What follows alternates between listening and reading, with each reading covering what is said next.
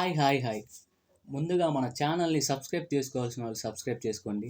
And ఇక టాపిక్లోకి వెళ్ళిపోదాం. కెప్టెన్ మిల్లర్ తెలుగులో అయితే రిలీజ్ అయిపోయింది. అండ్ కథ విషయానికి వస్తే ఒక చక్కటి విలేజ్ ఉంటుంది. అక్కడ ప్రజలందరూ బానిసత్వంతో బతుకుతూ ఉంటారు. ఆ విలేజ్లో బ్రిటిష్ వాళ్ళు రూల్ చేస్తూ ఉంటారు. ది సేమ్ టైం కొంతమంది స్వేచ్ఛ కోసం పోరాడుతూ ఉంటారు. అసలు వాళ్ళు బానిసత్వం పోగొట్టుకున్నారా, అసలు దానికోసం ఎంతలా ఫైట్ చేసి తెచ్చుకున్నారు అనేది మీరు ఈ మూవీలో చూస్తారు. ఓవరాల్గా నాకైతే సినిమా వన్ టైం వాచబుల్ లాగా అనిపించింది. ఎందుకో ఇప్పుడు మనం చెప్పుకుందాం. ఫస్ట్ హాఫ్ అయితే నాకు చాలా బాగా నచ్చిందని చెప్తాను. అండ్ సెకండ్ హాఫ్ అయితే పెద్దగా ఏమీ అనిపించలేదు. స్టార్టింగ్ నుంచే మనకి బ్రిటిష్ వాళ్ళు అండ్ ప్రజల బానిసత్వం గురించి అయితే ఆ ట్రాన్స్లోకి అయితే బిగినింగ్ నుంచే తీసుకెళ్తాడు.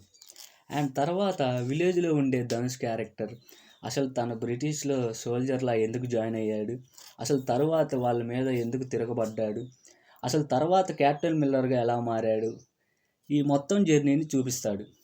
స్టోరీ అయితే చాలా ప్రాపర్గా రాసుకున్నాడు. అట్ ద సేమ్ టైం మనకి స్టోరీ అనేది అక్కడే స్ట్రక్ అవ్వకుండా ఇంట్రెస్టింగ్ పాయింట్స్తో ముందుకు వెళ్తూ ఉంటుంది. అండ్ చాలా రోజుల తర్వాత రా అండ్ రియలిస్టిక్గా action choreography and action blocks అయితే చాలా రియలిస్టిక్గా ఉన్నాయి, చాలా బాగుంటాయి. అండ్ చాలా రోజుల తర్వాత ఇలాంటి సీన్స్ అయితే చూశాను. Coming to the second half, climax start అయ్యేటప్పుడు అందరినీ కర్రలకు కట్టి బాంబుతో పెట్టి పేల్చేస్తారు. ఆ సీన్ అయితే ఉంటుంది థియేటర్లో, మామూలుగా ఉండదు భయ. ఫుల్ సీన్ సూపర్గా ఉంటుంది. అండ్ మూవీ లాస్ట్లో టెంపుల్ దగ్గర అయితే మంచి సీన్ ఉంటుంది. ఆ సీన్ అయితే గూస్ బంప్సే. థియేటర్ మొత్తం ఎన్నిసార్లు చూసినా ఆ సీన్ గూస్ బంప్సే. Coming to the performances, Dhanush గారు చాలా బాగా చేశారు ఆయన క్యారెక్టర్లో. అండ్ శివరాజ్ కుమార్, సందీప్ కిషన్, ప్రియాంక మోహన్ వీళ్ళందరూ వాళ్ళ వాళ్ళ క్యారెక్టర్స్ చాలా బాగా చేశారు.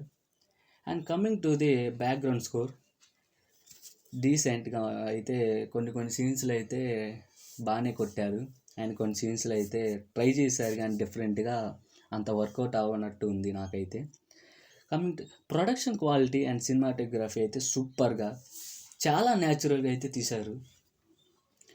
అండ్ నాకైతే ఈ మూవీ వన్ టైం వాచబుల్ లాగా అనిపించింది. అండ్ మన ఛానల్ని సబ్స్క్రైబ్ చేసుకోవాల్సిన సబ్స్క్రైబ్ చేసుకోండి. అండ్ కామెంట్ చేయండి నేను ఎలా చెప్పాను. And thank you.